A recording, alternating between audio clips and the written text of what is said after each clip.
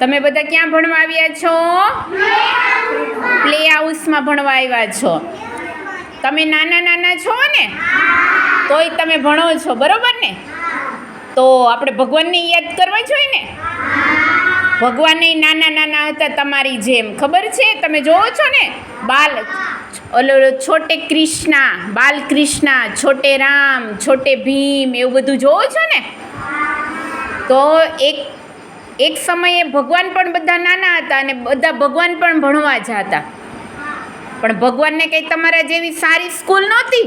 એને કંઈ આવી અગાશીવાડી ઉપર પંખા ફરતા હોય એવી સ્કૂલ હતી નહીં. ભગવાન ભણવા જતા હતા. મેં તમને કહ્યું છે ને, ભગવાન કઈ જગ્યાએ ભણવા જતા હતા? જંગલમાં. તો જંગલમાં તો કેવો તડકો હોય, ટાઢ હોય, પવન હોય, એવું બધું હોય ને.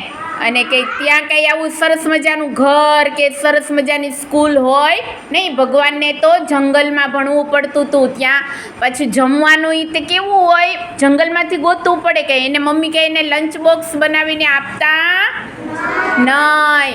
તો જો ભગવાન જેવા ભગવાન પણ જંગલમાં ભણ્યા હોય અને આપણને આવી સરસ મજાની સ્કૂલ આપી હોય, તો આપણે ભગવાનને થેન્ક યુ કહેવું જોઈએ ને.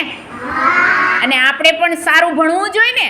ભગવાને દુઃખ સહન કરીને જંગલમાં ભણ્યા ને આપણે સારી એવી સ્કૂલમાં ભણીએ, તો આપણે તે હોશિયાર થવું જોઈએ અને ભણવું જોઈએ. તો રેગ્યુલર ભણવા આવવું જોઈએ ને અને હોશિયાર થવું જોઈએ ને. ભગવાનને યાદ કરવા જોઈએ ને. તો આપણે પ્રાર્થના કરીએ છીએ, કયા માતાજીની કરીએ છીએ? કયા માતાજીની? પછી દરરોજ આપણે કઈ ચાલીસા બોલીએ છીએ? હનુમાન ચાલીસા, ગાયત્રી મંત્ર બોલીએ, સરસ્વતી મંત્ર બોલીએ, બરોબર ને? હે ને? આવું બધું બોલો છો ને? અને દિત્યા ઊભી થાતો બેટા.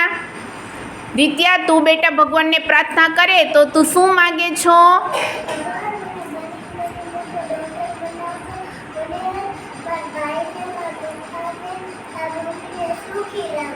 Very good.